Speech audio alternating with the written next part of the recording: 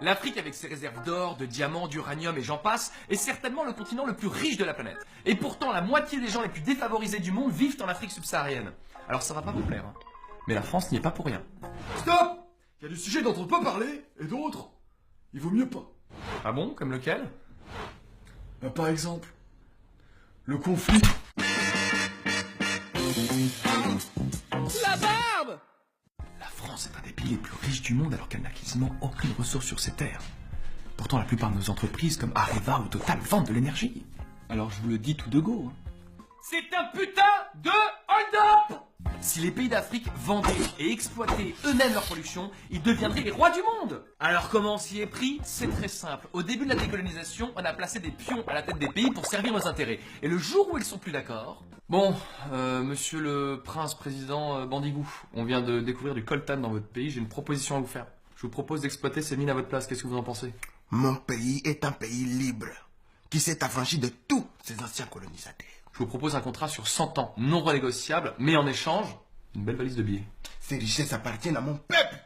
Il revient à nous seuls d'exploiter ces mines et d'en faire nous développer à la hauteur de nos richesses. Le Caponeria est mon pays et je le gère comme je veux. Attendez, monsieur Tombouctou, si vous êtes ici, c'est grâce à nous. Vous seriez pas le premier dictateur qu'on renverse. On est d'accord avec ça ou pas? Vous voulez vous retrouver dans Paris avant des petites tours Eiffel à la sauvette? Attendez, va pour une concession sur 100 ans. Par contre, je garde 5% des profits pour moi. Vous êtes dur en affaires, hein? J'ai pas HEC. C'est pas vrai, moi aussi. Voilà, petite signature ici. Eh ben c'est parfait, ça, monsieur Boubou, les bons comptes font les bons amis, hein, vous savez ça. Ah, vous revenez quand vous voulez. Et quand les colonies ont voulu devenir indépendantes, on leur a dit ok, mais vous nous payez une taxe coloniale. Du coup, les anciennes colonies ont commencé leur indépendance avec une putain de dette envers la France. On leur a mis à l'envers dès le début, hein. C'est le cas d'Haïti, première colonie indépendante qui a complètement été ruinée par cette taxe. Oh yeah, maintenant! Mais vous êtes qui? Je suis le chevalier Bertrand Floutard et je viens acquérir vos impôts pour le Seigneur. Mes impôts. Eh oui, Gredin, vous me devez la dîme, le sens et la gamelle. Vous êtes complètement timbré, on n'est plus au Moyen-Âge. Ne dites pas de sottises, ville canaille, ou je vous transperce.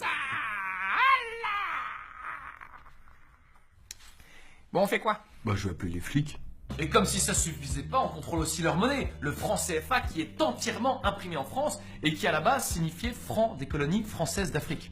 C'est de bon goût les mecs, c'est de bon goût. Bon alors qu'est-ce que je peux faire pour vous? En fait, voilà, on aimerait sortir du franc CFA. Je comprends pas. On aimerait avoir notre propre monnaie, pas la Banque de France, quoi. Mais ça d'accord, mais pourquoi? Pour nous développer, pour construire des usines, pour avoir des infrastructures, connaître la croissance, quoi. Je veux dire, vous avez pas besoin de vous développer, vous avez le soleil.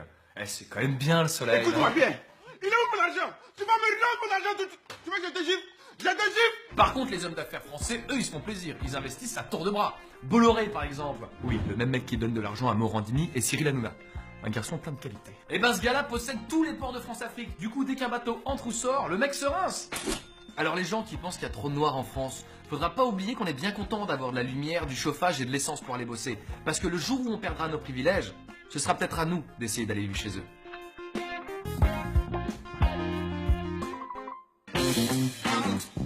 La barre!